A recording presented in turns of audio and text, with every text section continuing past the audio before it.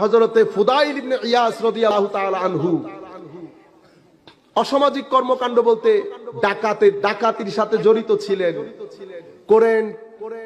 করতে করতে হঠাৎ করে একদিন শোয়ার পরে মনে যেন টেলিফোনিক একটি আওয়াজ, আলাম ইয়ানি লিল্লাযীনা আমানু আন তাখশা কুলুবুহুম লিযিকরিল্লাহি ওয়া মা নাযালা মিনাল হক ولا تكونوا كالذين أوتوا الكتاب من قبل فطال عليهم الأمد فقست قلوبهم وكثير منهم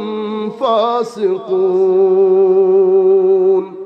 হঠাৎ করে হযরতে ফুদাইল ইবনে ইয়াজ আওয়াজ শুনেছেন, আলাম ইয়ানি লিল্লাযীনা আমানু আন তাখশা কুলুবুহুম লিযিকরিল্লাহ। ফুদাইল, আল্লাহর ভয়ে তোমার অন্তর কখন কেঁপে উঠবে ফুদাইল? এটা শোনার পরে হযরত ফুদাইল ইবনে ইয়াজের জিন্দেগি পরিবর্তন হয়ে যায়। এত মধুর আওয়াজ, এত দারুণ আওয়াজ, কে দিল এই আওয়াজ? কে দিল এই আওয়াজ? ফুদাইল ইবনে ইয়াজ রাদিয়াল্লাহু তাআলা আনহু তওবা করে বলিকুল সম্রাট হয়েছেন। আজকে প্রায় 1100 বছর পরে, 1150 1200 বছর পরে আমরা আজকের দিনে বলছি হযরতে ফুদাইল ইবনে ইয়াজ রাদিয়াল্লাহু তাআলা আনহু। মনে রাখবেন, দুঃখ, দুর্দশা, বাধা, বিপত্তি আপনার জীবনের জন্য সবচেয়ে বড় শিক্ষক, সবচেয়ে বড়, এটা মাথায় রাখবেন। আমি একেবারে যুবকদেরকে বলছি, আপনারা এটা মুখস্থ করে ফেলেন। আপনার জীবনে যত বাধা বিপত্তি আসবে, আপনার চাকরি জীবনে, শিক্ষা জীবনে, পারিবারিক জীবনে, যে বাধা বিপত্তিগুলোর মুখোমুখি আপনি হবেন, মনে রাখবেন এটা স্কুল কলেজ ইউনিভার্সিটির চেয়ে আপনার বড় শিক্ষক আপনার জীবনের বাধাগুলা।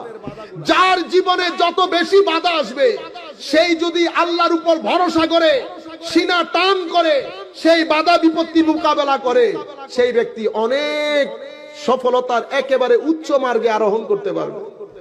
কখনো বাধা বিপত্তি, দুঃখ দুর্দশাকে কি মনে করবেন না। এখন আমাদের ছেলেগুলা 3 মিনিটের মধ্যে কি হয়ে যায়? লুজ হয়ে যায়, ফল করে।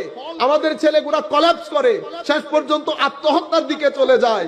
আত্মহত্যা সেই ব্যক্তি করবে যার কোনো মালিক নাই। যেই ব্যক্তির আল্লাহর মতো মালিক আছে, সেই ব্যক্তির আত্মহত্যার দরকার আছে না। না, আপনি আত্মহত্যা কেন করবেন? আমার আল্লাহ বলছেন, বান্দা আমি তোর সাথে সাথে আছি, তোর সাই রোগের কাছেও আছি, কিন্তু নফস, দুনিয়া এবং শয়তান তোকে সেটা বুঝতে দিচ্ছে না। তুই অন্তরের দুয়ার খুলে দে, আমাকে একবার ফিল করার চেষ্টা কর, আমি তোর ভিতরে আছি। আল্লামা ইকবাল বলছে, আপনি মন মে ডুব কর পা যা সুরাগে জিন্দগি, তু মেরা नहीं बनता न बन अपना तो बन, तू मेरा नहीं बनता न बन अपना तो बन। আল্লামা ইকবাল বলেছে না যে তোমার হাতে মাওলা কলম দিয়েছে, তুমি তোমার তকদির নিজেই লিখতে পারবা। এখন তুমি যদি চাও এই অবস্থার মধ্যে থাকবা, তো তোমার পুরা জিন্দেগি, তোমার পরবর্তী প্রজন্মের জিন্দেগি এইভাবে চলে যাবে।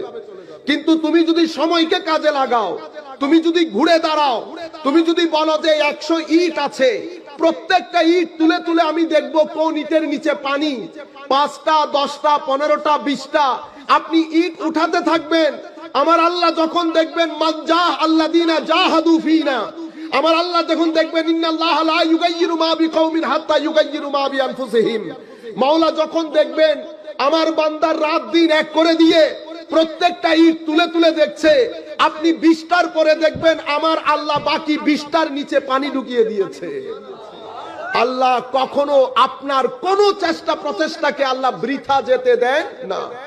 বান্দার জীবনের ঘাম, যেই ঘামের সাথে নিষ্ঠা জড়িত, যেই ঘামের সাথে একনিষ্ঠতা জড়িত, যেই ঘামের সাথে সততা জড়িত, যেই ঘামের সাথে অন্তরের সৌন্দর্য জড়িত, মনে রাখবেন সেই ধরনের ঘাম কখনো বৃথা যায় না। এটা আপনার জীবনকে রঙিন করবেই করবে। কিন্তু যেই ঘামের মধ্যে হঠকারিতা থাকবে, যেই ঘামের মধ্যে অসাবধানতা, অসততা, বেয়াদবি, লোক ঠকানি থাকবে, পরশ্রী কাতরতা থাকবে, সেই ঘাম আপনি ফেলতে থাকবেন। ঘাম আপনার জীবনকে রঙিন করবে না। হয়তো আপনি চেষ্টা প্রচেষ্টা দিয়ে টাকা পয়সা ঘরে আনবেন, আপনি যেই দরজা দিয়ে টাকা পয়সা ঢুকাবেন তার অপোজিটের দরজা দিয়ে আপনার অন্তরে শান্তি চলে যাবে। হয় আপনি কাটবেন সময়কে, নতুবা সময় আপনাকে কেটে ফেলবে। হয় আপনি সময়কে ইউজ করবেন, নতুবা সময় আপনাকে বিনাশ করে দেবে। সময় আপনাকে বিনাশ করে দেবে। পৃথিবীতে সময় অতিবাহিত হয়ে পৃথিবীর রতি মহারথী সবাইকে সময় বিনাশ করে দিয়েছে। বড় বাহুবল নিয়ে, শক্তি নিয়ে হাঁটা মানুষকে সময়ের বাতাস লাগার সাথে সাথে জীর্ণ শীর্ণ হয়ে চুল সাদা হয়ে গেছে। পৃথিবীতে যখন যাচ্ছে পৃথিবী থেকে, তো নিজে হাঁটার শক্তি পর্যন্ত লস করে ফেলেছে। সময় এত কঠিন জিনিস। হয় আপনি কাটবেন, নতুবা আপনি প্রস্তুত থাকবেন, সময় আপনাকে কেটে দেবে। আমি যখন আপনাকে দেখি, আমি 10 বছর পর পর্যন্ত দেখি আপনাকে, আমি স্পষ্ট দেখতে পাই আপনি কোথায় এখন দাঁড়িয়ে আছেন, 10 বছর পর আপনি কোথায় দাঁড়াবেন সেটা আপনি দেখতে পাচ্ছেন না। আপনি বুঝতে পারছেন না আপনার বাহুবলের কারণে, আপনার ভিতরে শয়তান ভর করার কারণে। ভাই আমার, আপনি বুঝতে পারছেন না। কিন্তু আমি যখন আপনাকে দেখি, আমি 10 বছর দূর পর্যন্ত দেখতে পাই আপনি কোথায় দাঁড়াবেন 10 বছর পরে। পৃথিবীতে কত রতি মহারথী, কত জনকে দেখেছি, কত জনের লাফানি কুদানি দেখেছি 10-15 বছরের জন্য। এরপরে চিৎকার হয়ে একটা জিনিস মাথায় রাখবেন, ইট্টি মারলে পাটকেলটি খেতে হবে। আপনি যে অ্যাকশন দিচ্ছেন সেটার একটা রিঅ্যাকশন অবশ্যই আপনার উপর করবে, এটা মুখস্থ করে ফেলেন। আপনি যেই অ্যাকশন করছেন, যেই কাজটা করছেন, সেই কাজের ফলাফল আপনাকে অবশ্যই ভোগ করতে হবে। আপনি লোক ঠকিয়েছেন, আপনি, এটা আপনার কাজ। আপনি মনে করছেন আপনি বেঁচে গেছেন, ইম্পসিবল, আপনি বাঁচতে পারেন না। কেন? মালিক একজন আছেন যাকে আপনি ঠকিয়েছেন, তার মালিক পরাক্রমশালী, তার মালিক পরাক্রমশালী, সবচেয়ে বেশি শক্তিধর। কিন্তু সেই মালিকের একটা গ্রামার আছে, উনি যখন তখন গলা চেপে ধরেন না। উনি একটা নির্দিষ্ট সময় পর্যন্ত আপনাকে সময় দেবেন।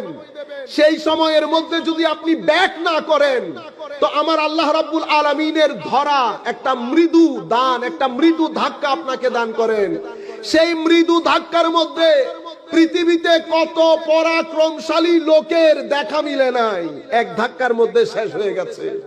আপনি যখন কাউকে ঠকাবেন, কারো উপর জুলম করতে চাইবেন, কারো মহিলাকে, কারো মেয়েদেরকে ইফটিজিং করবেন, আমি আপনাকে বলছি এটা আপনার একটা কর্ম। সেই কর্মের প্রতিফল আপনাকে এখানেই ভোগ করতে হবে। কবর হাসরের মধ্যে যেটা হবে সেটা ভয়াবহ, কিন্তু সেটা ট্রেইলার এখানে হবে। সেই ট্রেইলার আপনি বরদাস্ত করতে পারেন কিনা একবার চেক করে নেন। কবর হাসর তো অনেক দূরের কথা। এখানে যখন আপনি ভোগ করবেন, তো এখানে আপনার আশেপাশে সবাই আছে, সবাইকে নিয়ে ভোগ করবেন। আমি আপনাকে বলবো, আপনার বন্ধু বান্ধব আশপাশ গত 5 বছর পর্যন্ত আপনি দেখেন, পৃথিবীতে যারাই অতিমাত্রায় নাচানাচি করেছে, 5 বছরে আপনি দেখবেন অনেকেই পৃথিবী থেকে গায়েব হয়ে গেছে। হুজুর করিম সাল্লাল্লাহু আলাইহি ওয়াসাল্লামের পাশ দিয়ে জানাজা যাচ্ছিল। কি যাচ্ছিল? জানাজা। আমার নবী জিজ্ঞেস করলেন, মুস্তারিহ আও আল মুস্তারাহ মিনহু? সাহাবায়ে কেরাম জিজ্ঞেস করলেন, ইয়া রাসূলুল্লাহ, মুস্তারি মুস্তারাহ মিনহু এটা কি জিনিস? আমার নবী বলছেন, এই যে জানাজা যাচ্ছে, লাশ যাচ্ছে, এই ব্যক্তি কি নিজে রেস্টে যাচ্ছে, বিশ্রাম করতে যাচ্ছে, নাকি পৃথিবী তার কাছ থেকে মুক্তি পেয়ে গেছে? কোনটা? মৃত্যুর মাধ্যমে হয় মুমিন বিশ্রামে চলে যায়, অথবা মৃত্যুর মাধ্যমে পৃথিবী ওই ব্যক্তি থেকে মুক্তি পেয়ে যায়। যখন জিজ্ঞেস করা হলো, ইয়া রাসূলুল্লাহ এটা কি জিনিস, তখন আমার নবী বললেন, আল আব্দুল মুমিন ইয়াস্তারিহ মিন নাসবিদ দুনিয়া ওয়া আযাহা ইলা রাহমাতিল্লাহি আযজা ওয়া জাল, আও কামা ক্বালা রাসূলুল্লাহ সাল্লাল্লাহু আলাইহি ওয়াসাল্লাম। তো মুমিন যখন ইন্তেকাল করে, সেই দুনিয়ার এই কষ্ট, দুঃখ, দুনিয়াদারি থেকে মুক্তি পেয়ে সেই মওলায়ে করিমের হোটেলে, আল্লাহর হোটেলে বিশ্রামে চলে যায়। আল্লাহর হোটেলে বিশ্রামে চলে যায়। কত বড় কথা! আল্লাহর দরবারে দোয়া করি, মওলায়ে করিম আমাদের যদি এই বিষয়টা আমাদের নসিব হয়, আমরা আল্লাহর দরবারে দোয়া করতে কোনো দ্বিধা নাই। মওলা, যে কোনো মুহূর্তে আমরা যেতে রাজি আছি, যে কোনো মুহূর্তে আমরা যেতে রাজি আছি। আর যদি এই বিষয়টা আমাদের জন্য না হয়, তো আমরা আল্লাহর দরবারে দোয়া করব, মাওলা ততক্ষণ আপনি আমাদেরকে মৃত্যু দান করবেন না যতক্ষণ পর্যন্ত আপনি পরিপূর্ণরূপে আমাদের উপর খুশি না হবেন।